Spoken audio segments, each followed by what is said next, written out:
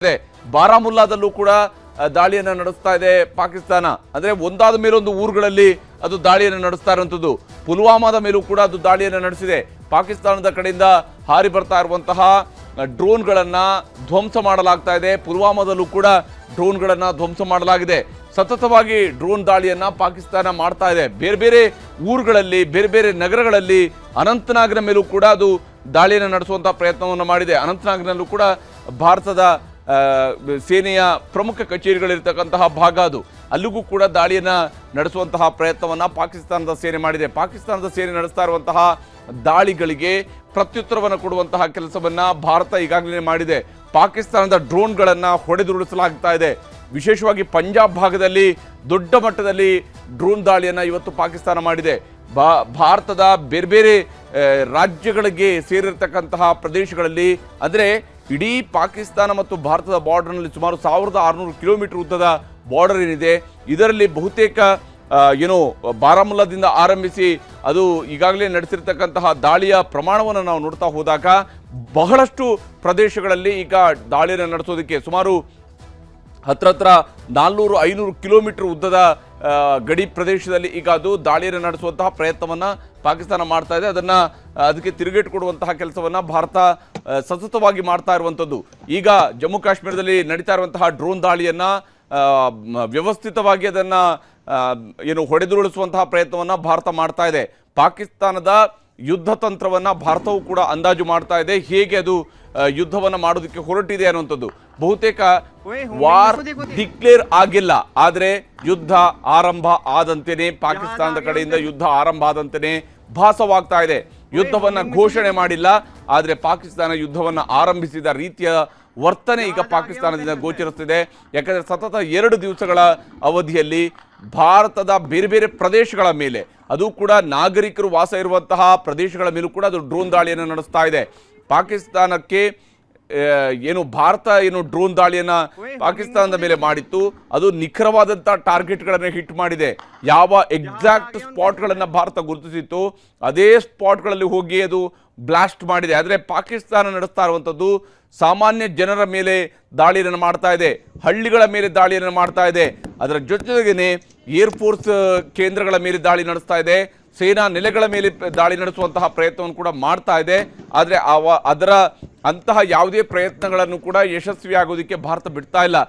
ಕೆಲವೊಂದು ಕಡೆಗಳಲ್ಲಿ ಮಾತ್ರ ಅದರ ಸ್ಫೋಟ ಆಗಿದೆ, ಅದರಿಂದಾಗಿ ಜನ ಗಾಯಗೊಂಡಿರತಕ್ಕಂತಹ ಘಟನೆಗಳು ಕೂಡ ನಡೀತಾ ಇರುವಂಥದ್ದು. ಪಾಕಿಸ್ತಾನದ ಕಡೆಯಿಂದ ನಿರಂತರವಾದಂತಹ ದಾಳಿ ಈಗ ಪಂಜಾಬ್ನ ಕಡೆಗೆ ಬರ್ತಾ ಇದೆ. ಪಂಜಾಬ್ನ ಹಳ್ಳಿಗಳಲ್ಲಿ ಈ ರೀತಿಯಾದಂತಹ ದಾಳಿಯನ್ನು ಕೂಡ ಈಗ ಪಾಕಿಸ್ತಾನ ಮಾಡಿದೆ. ಅದರ ಅವಶೇಷಗಳನ್ನು ಹುಡುಕುವಂತಹ ಕೆಲಸವನ್ನು ಕೂಡ ಮಾಡಲಾಗ್ತಾ ಇದೆ. ಕರ್ನಲ್ BM ನಾಯಕ್ ಅವರಿಗೆ ನಮ್ಮ ಜೊತೆಗೆ ಸಂಪರ್ಕದಲ್ಲಿದ್ದಾರೆ. ಕರ್ನಲ್ BM ನಾಯಕ್ ಅವರೇ, ಬಹುಶಃ ಪಾಕಿಸ್ತಾನ ಸತತ 2ನೇ ರಾತ್ರಿಯೂ ಕೂಡ ಡ್ರೋನ್ ದಾಳಿಯನ್ನು ಮಾಡಿರುವಂಥದ್ದನ್ನು ನೋಡ್ತಾ ಹೋದರೆ, ನಿನ್ನೆ ಭಾರತದ ಕಡೆಯಿಂದ ಅವರ ಡ್ರೋನ್ಗಳನ್ನೆಲ್ಲವನ್ನು ಕೂಡ ಹೊಡೆದುರುಳಿಸಿರುವಂಥದ್ದು ಮಾತ್ರ ಆಗಿದೆ ಅನ್ನೋದನ್ನು ಇವತ್ತು ಭಾರತೀಯ ಸೇನೆ ಸ್ಪಷ್ಟಪಡಿಸಿದೆ. ಆದರೆ ಪಾಕಿಸ್ತಾನ ಸತತ 2ನೇ ದಿವಸವೂ ಕೂಡ ದಾಳಿಯನ್ನು ಮಾಡ್ತಾ ಇದೆ ಅನ್ನುವಂಥದ್ದನ್ನು ನೋಡ್ತಾ ಹೋದಾಗ, ಅಂದರೆ ಪಾಕಿಸ್ತಾನ ಆಲ್ರೆಡಿ ಯುದ್ಧವನ್ನು ಆರಂಭಿಸಿದೆಯೇನೋ ಅನ್ನುವಂತಹ ವಾತಾವರಣವನ್ನು ಗಡಿ ಭಾಗದಲ್ಲಿ ಸೃಷ್ಟಿಸಿದಂಗಿದೆ. ಏನು ಹೇಳ್ತೀರಿ BM ನಾಯಕ್ ಅವರು ಇದ್ರ ಬಗ್ಗೆ?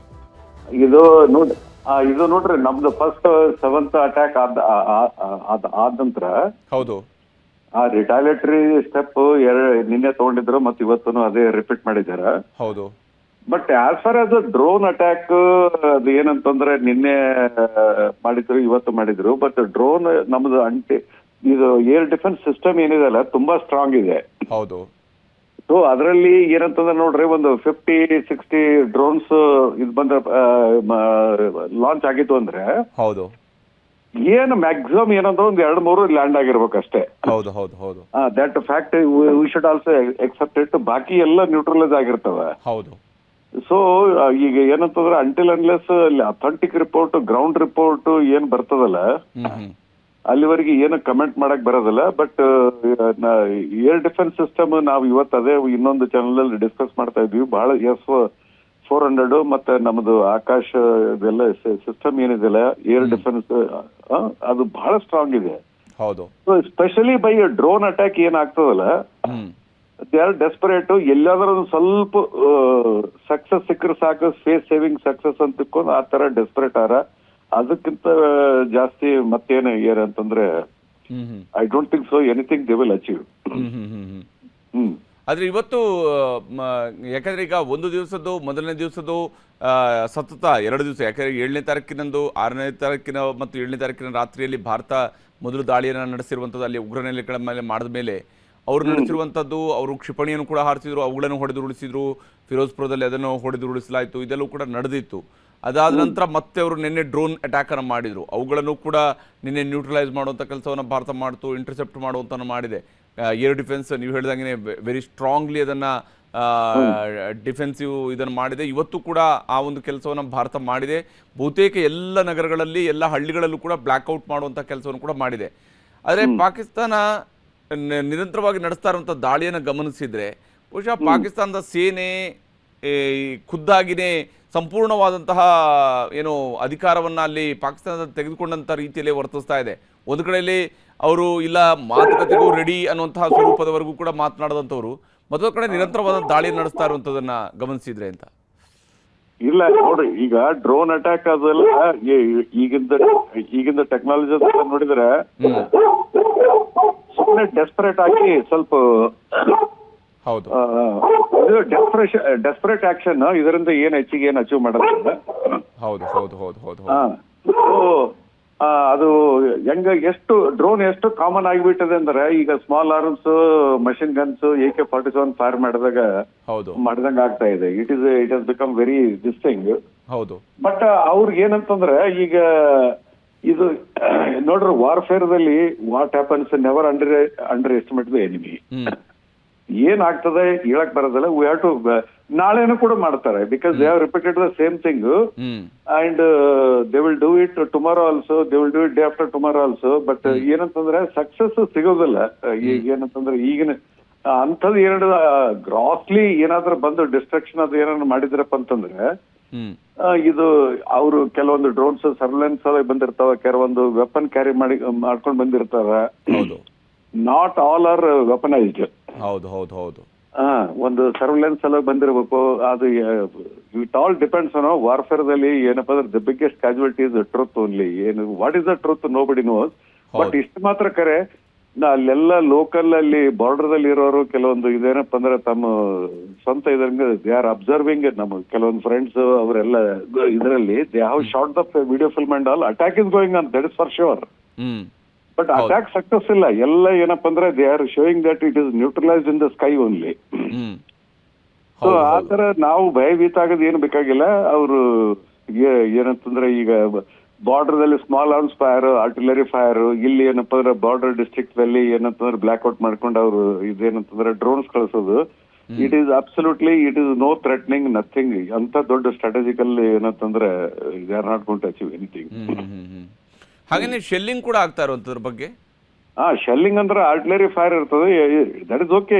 ಶೆಲ್ಲಿಂಗ್ ಅಂತಂದ್ರೆ ಇಲ್ಲಿ ಕೌಂಟರ್ ಶೆಲ್ಲಿಂಗ್ ಅನ್ನು ಮಾಡ್ತಿರ್ತಾರೆ. ಹೌದು. ಯಾಕಂದ್ರೆ we are seeing only one part of it. ಅದ್ರ ಈಗ ಅಲ್ಲಿಂದ ಅಕ್ರಾಸ್ ದ ಬಾರ್ಡರ್ ಬಂದ್ಕೊಳ್ಳಿ ಇಲ್ಲಿಂದ ಏನು ಫೈರ್ ಆಗಿಲ್ಲ ಅಂತ ಆಗೋದಿಲ್ಲ ಅಂತ ಅರ್ಥಲ್ಲ, ಫೈರಿಂಗ್ ಅಂತ ಆಗ್ತದೆ. ಹೌದು ಹೌದು. ಬಟ್ ಎಸ್ಕಲೇಟ್ ಪಾಕಿಸ್ತಾನ ಮಾಡಿತ್ತಂತಂದ್ರೆ they have got very less chances of ಏನಂತಂದ್ರೆ ಸಕ್ಸಸ್. ಹೌದು ಹೌದು ಹೌದು ಹೌದು ಹೌದು. ಧನ್ಯವಾದ ಕರ್ನಲ್ ವಿ ಎಂ ನಾಯಕ್ ಅವರೇ ನಮ್ಮ ಜೊತೆಗೆ ಮಾತನಾಡೋದಕ್ಕಾಗಿ. ಇದು ಕರ್ನಲ್ ವಿ ಎಂ ನಾಯಕ್ ಅವರು ಹೇಳ್ತಿರೋದು. ಸದ್ಯಕ್ಕೆ ಅವರು ನಿರಂತರವಾಗಿ ಪಾಕಿಸ್ತಾನದ ಕಡೆಯಿಂದ ಈ ರೀತಿಯಂಥ ದಾಳಿಗಳು ನಡೀತಾ ಇರ್ತವೆ, ಆದರೆ ಅದನ್ನು ತಡೆಯುವಂತಹ ಪ್ರಯತ್ನವನ್ನು ಭಾರತ ಯಶಸ್ವಿಯಾಗಿ ಮಾಡಿ ಮುಗಿಸ್ತಾ ಇದೆ. ಒಂದಾದ ಮೇಲೆ ಒಂದು ಕಡೆಗಳಲ್ಲೂ ಕೂಡ ಭಾರತ ಈಗಾಗಲೇ ಪಾಕಿಸ್ತಾನದ ಈ ಡ್ರೋನ್ ದಾಳಿಗಳನ್ನು ತಡೆಯುವಂತಹ ಮತ್ತು ಅದನ್ನು ಹೊಡೆದು ಉರುಳಿಸುವಂತಹ ಪ್ರಯತ್ನದಲ್ಲಿ ಯಶಸ್ಸನ್ನು ಕಾಣ್ತಾ ಇರುವಂಥದ್ದು. 20 ಸ್ಥಳಗಳ ಮೇಲೆ ಇವತ್ತು ಪಾಕಿಸ್ತಾನ ಟಾರ್ಗೆಟ್ ಮಾಡಿರುವಂಥದ್ದು. ನಿನ್ನೆಯೂ ಕೂಡ ಬಹುತೇಕ 24 ಸ್ಥಳಗಳ ಮೇಲೆ ನಿನ್ನೆ ಪಾಕಿಸ್ತಾನ ಟಾರ್ಗೆಟ್ ಮಾಡಿತ್ತು. ಇವತ್ತು ಕೂಡ ಇನ್ನೂ ಬೇರೆ ಬೇರೆ ನಗರಗಳ ಮೇಲೆ ಅದು ಟಾರ್ಗೆಟ್ ಮಾಡುವಂತಹ ಸಾಧ್ಯತೆ ಇದ್ದೇ ಇರುತ್ತೆ. ತಡರಾತ್ರಿವರೆಗೂ ಕೂಡ ಅದು ಡ್ರೋನ್ ದಾಳಿಯನ್ನು ಮಾಡಿಸ್ತಾ ಇರುವಂಥ ಲಕ್ಷಣಗಳು ಗೋಚರಿಸ್ತಾ ಇದ್ದಾವೆ.